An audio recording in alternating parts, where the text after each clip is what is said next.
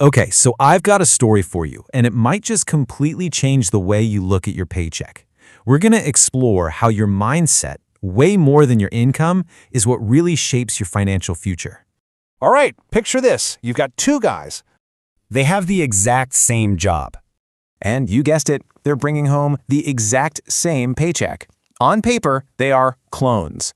But then, let's hit the fast forward button.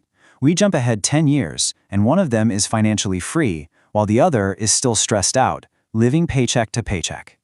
So what gives? How does that happen? Well, it wasn't a lottery ticket. It wasn't some secret talent one guy had. The big difference maker was all in their heads. It was their mindset. So let's properly introduce our two main characters, Jake and Mike. As you can see, they started on the very same path, but ended up in completely different worlds. And look at this. It's kind of crazy just how identical their starting point was. I mean, both 25 years old, same corporate gig, both pulling in about $4,000 a month. Same office, same morning coffee routine. There was literally nothing to tell them apart, on paper anyway. Okay, so how on earth did they end up in two totally different universes financially? Well, it all boils down to the tiny, little choices they made every single day. Choices driven by two very, very different mindsets. And this slide right here just nails the difference. It's all about the question running through their heads. Jake was constantly thinking, how do I make my money work for me? It's an offensive strategy, right? Mike, though, his motto was more like, bro, life's short. I deserve this. He was just reacting to his wants moment to moment. So let's talk about Jake's habits. And look, they weren't anything flashy or complicated. First, he actually tracked where his money was going. Every dollar had a job.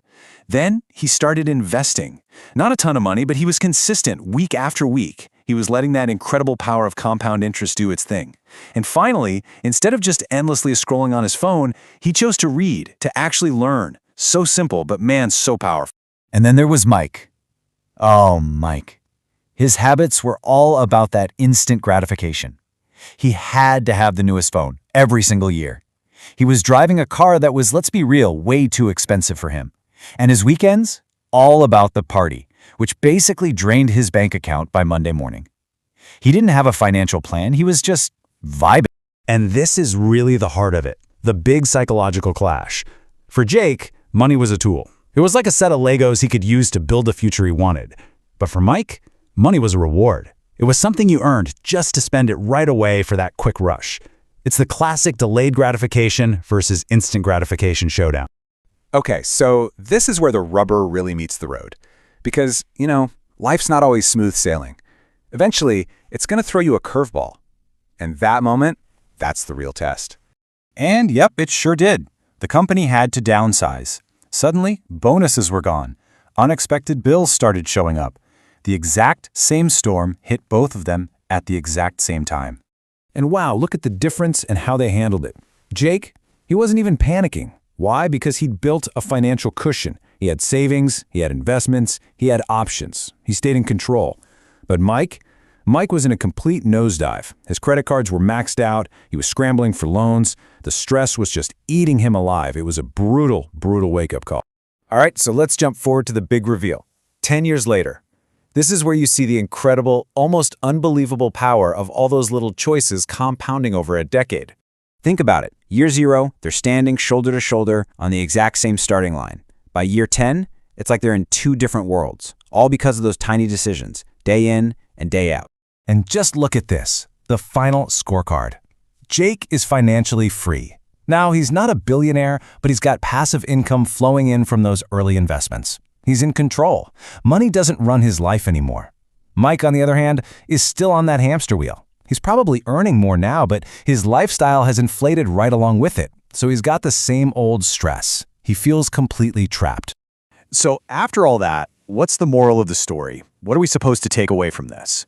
Well, let's turn the lens around and focus on you. Here's the absolute key takeaway. Rich people aren't rich just because they earn more. They're rich because they think differently. It's all about the software running in your brain, not the number on your paycheck. You see, the poor mindset always says something like, oh, I'll invest, when I have some extra money. It makes investing sound like a luxury, like something you do after all the bills and all the fun stuff is paid for. But let's be honest, when does extra money ever really show up? But the rich mindset, it flips that idea completely on its head. It says, I'll create extra money by investing.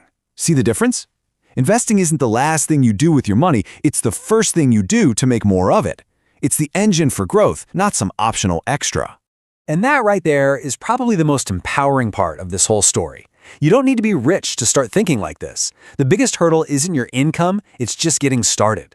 You adopt the mindset first, and that's what leads you to becoming wealthy. So I'm going to leave you with one last thing to think about. A simple question. Just be honest with yourself. Looking at your own habits, your own thoughts about money, which one are you right now? Are you a Jake or are you a Mike? Because the answer to that question, well, it could very well define your next 10 years.